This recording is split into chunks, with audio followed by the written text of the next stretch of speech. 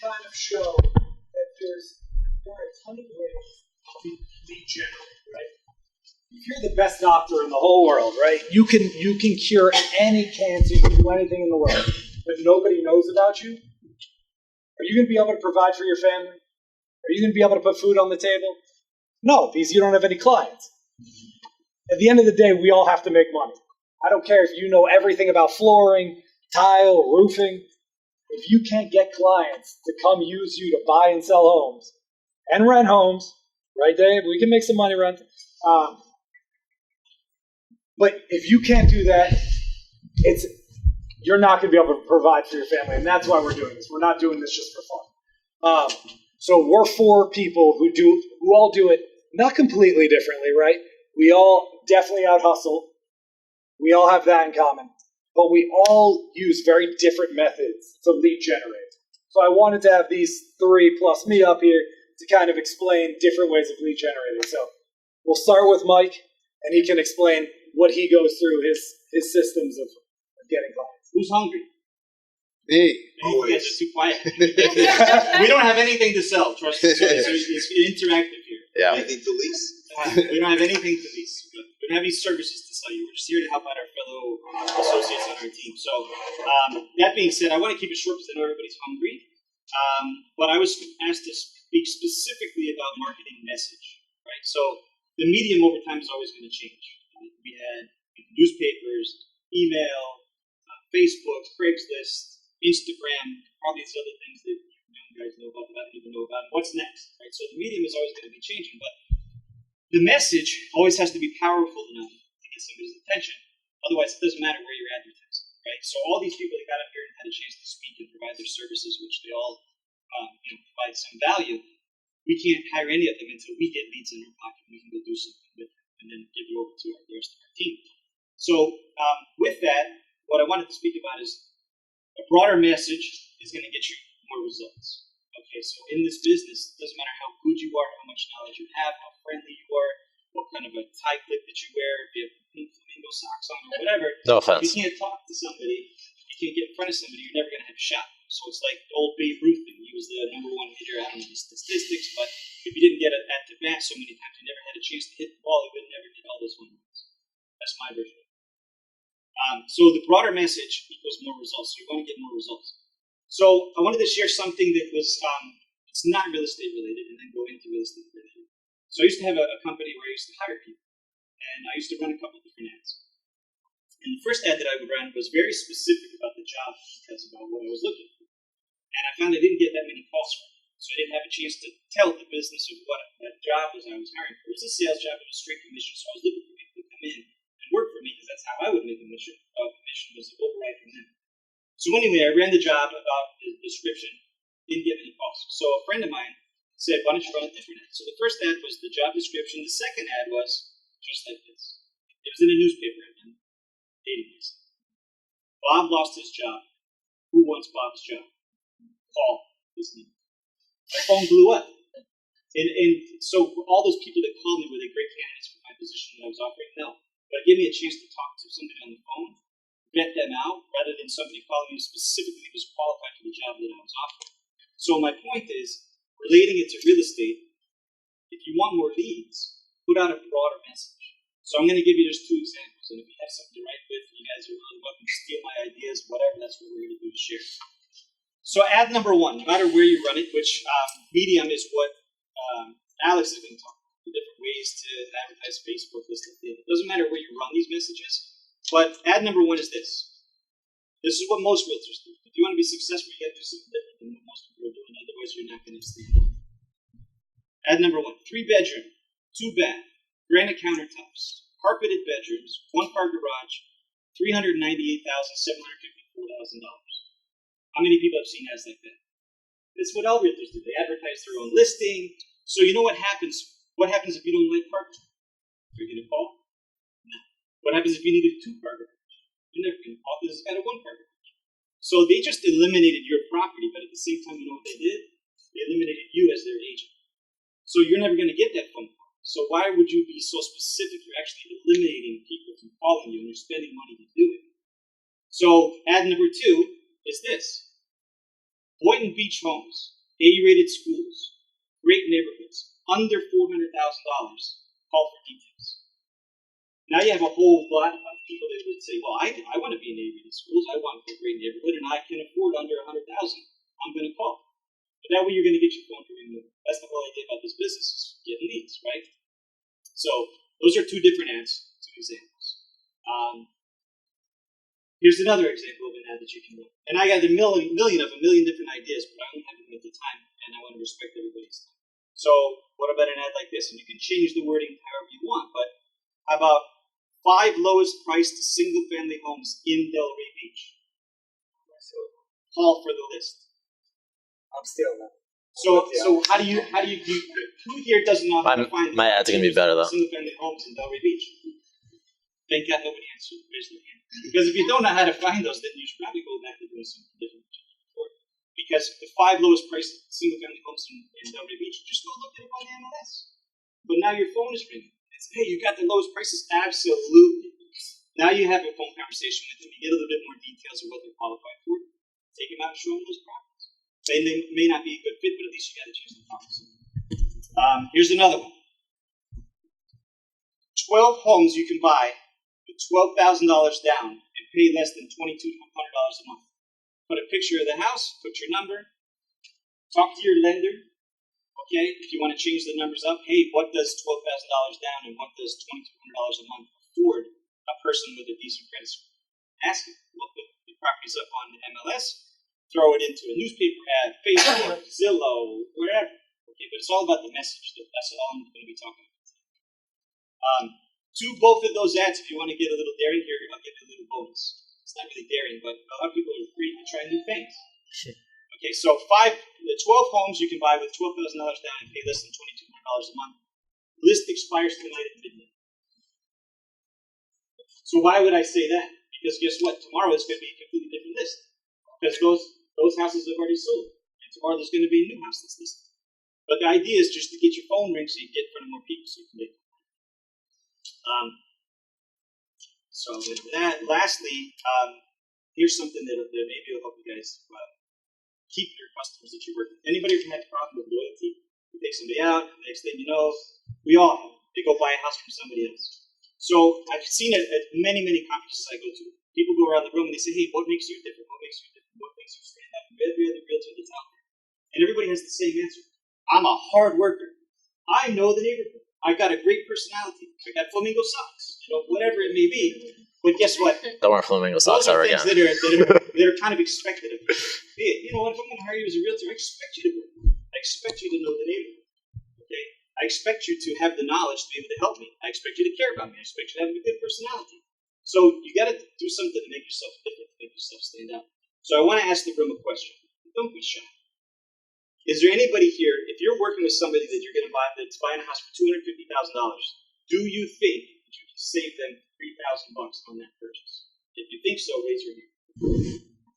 Hardly anybody raised their hand. So maybe I should repeat the question. So you're not good negotiators. Because I know that you guys all can do it. If you're helping somebody buy a $250,000 property and you're the buyer's agent, do you not think that you can save them $3,000 off the purchase price and help them get the property for $247,000? Okay.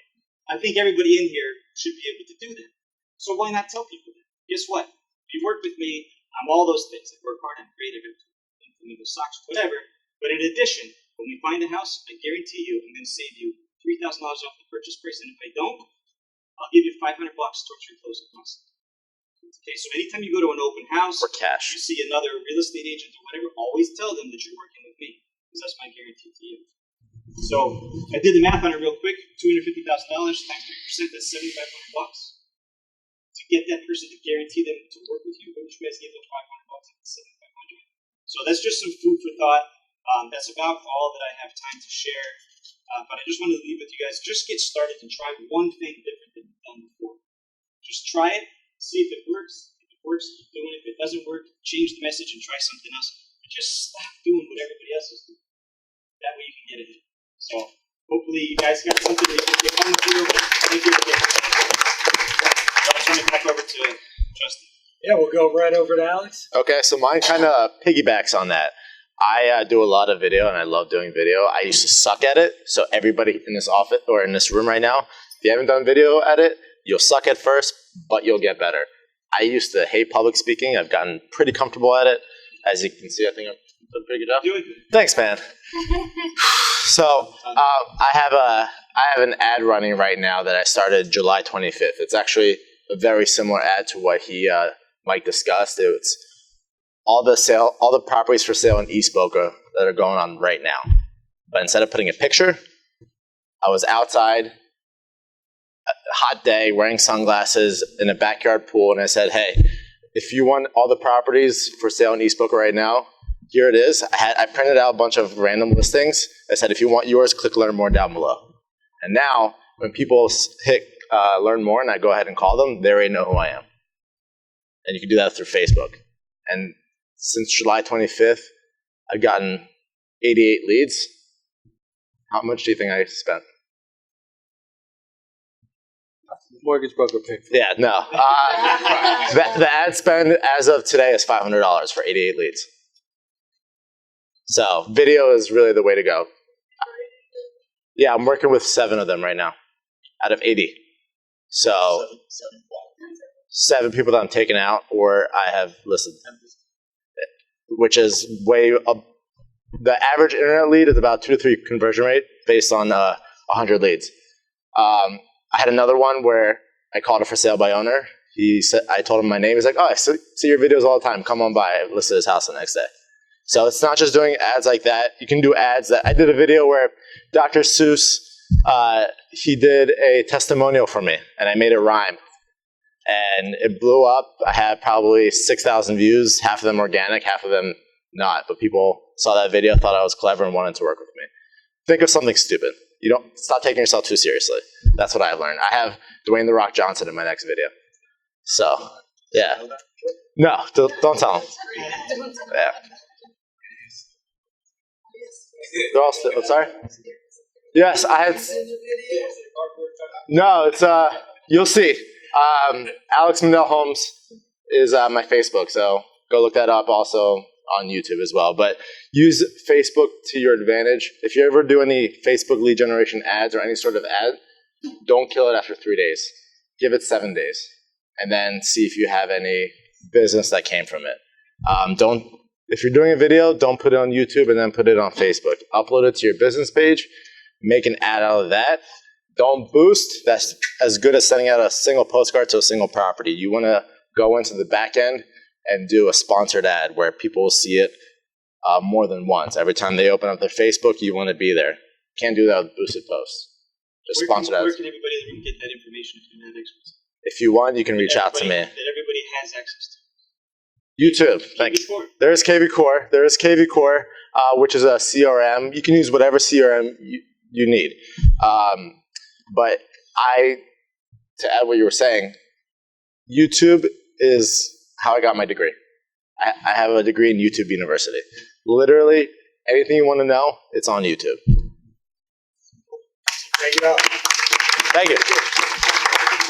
So now we go to the Master Paul, and he can kind of explain how he advertises and touches all these really old people. He gets them. I don't touch them. Yeah, you do. I've seen it. It's weird. So I get about 50% of my business is from direct mail, which is not dead. Direct mail does work. It's got to be, you just don't send out random pieces to random people. It's got to be a calculated message. This is an example, one of them. Just make sure the return on investment is going to be there. And like Alex said, you can't stop mailing after 3 months. It's commit to it for a year. If it's not working after 6 months, maybe switch the message, switch the neighborhood. But it does work. I mean, I can tell you I did 100 sales last year from direct mail. So 50% of my GCI was from these 60-cent postcards, which I pay 30 cents for because you should have a vendor behind you in any part of your business that's willing to invest in your business to see you succeed. So, in the last few years, the vendors have really stepped up. We're always giving them the business. They're now, depending if you find the right vendor partners, they're willing to contribute to your success. So pick the right ones, make sure they're an extension of your customer service, and run with it. unless you ask the vendor to help you, they're not going to say, here's some money, and you never actually take the money from the vendor. You have them pay, for the service directly. It can only be up to 50%, co-marketing agreement, whatever you guys come up with, and be loyal to them. Just because they're, spending $300 a month, if you get a deal that didn't come from their piece, that should go back to them. Loyalty goes a long way, not just on the buyer-seller side, but the vendors will send you business. I mean, there's mortgage brokers and title companies and appraisers that will send you real estate deals. And the money the real estate agents make is probably more than the inspection that we send to the inspector. So, the other half of the business is from keeping a database, establishing personal relationships, and being in the business over 20 years. Eventually, I promise you guys, it will click. It might take 10, 5, 15 years. 5. 20, 5 years. 5 years? Took me 15. I'm a little slower than You didn't have face. That's true. So my reach was local. His reach can be, national, worldwide. So, take advantage of that. Whatever socioeconomic class, whatever demographics you want to work in, pick your niche and just run with it. Don't try to recreate the wheel. I mean, there's agents some agents doing these, just the way the business has been the way it's probably going to be, unless one day they get rid of us, which I don't think is going to happen, because we're probably the most important part of the transaction. So whatever you're good at, just run with it, and don't doubt yourself. Don't question it's going to work. Just do it. Don't think so much. The agents that are very successful in the business just do it. They don't think, oh, does that picture look perfect? I don't know about that write-up. Just don't take cell phone pictures. I mean, the four of us will all say we're stupider than your average man. Yeah. We just do it. we just did it. The worst you can do is change it. But you did it. Or don't do it. Yeah. If you're scared to call a client, just call them. It's better than not calling them. And just be nice. It's friendly. It's a customer service business. It's not a sales business. And if you're just nice and you're smiling, you will do more business than you did last year. So I'll piggyback off that. We all went, the four of us, to and Josh and Phil. He left because you didn't mention him. He left. So we all went to Vegas for the EXP convention, and there was a lady that got on stage, and she said, Drew, pause the video real quick. She said, my shitty video is way better than your non-existent video. Yep. My shitty marketing is way better than your non-existent marketing. So you sitting there, no, I don't have the perfect headshot right now. I don't want to market. I don't have the best property. I want to be in the $1 million price range right now, and I only have $200,000 listings. I don't want to share this with my friends yet.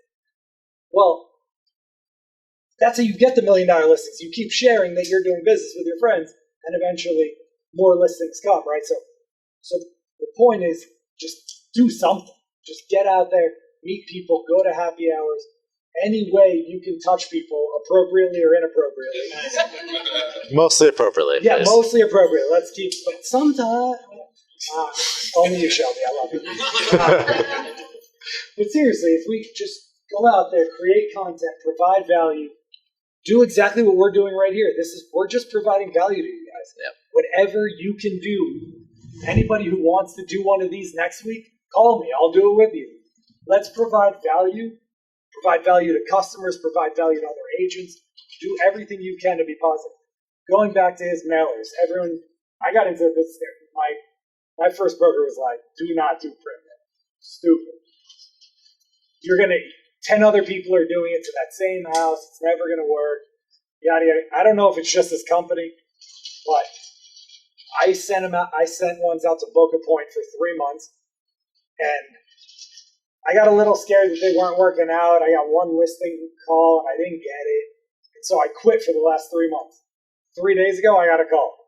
Hey, you're the guy who sells all the properties at VSO Racing. I am? Well, that's me today. And I went to this lady's house, and she said, so what other properties in VSO Racing have you sold? I was like, none. Sold one in Villa Rosa. And she was like, okay, well, either way, I kind of like you, so I'm going to list my house with you. So she thought that for some reason that I was the guy because my mailers have the market report, and people do that to you, especially as they get above 60. They start thinking you sold all those properties, even though it says market update. I don't know if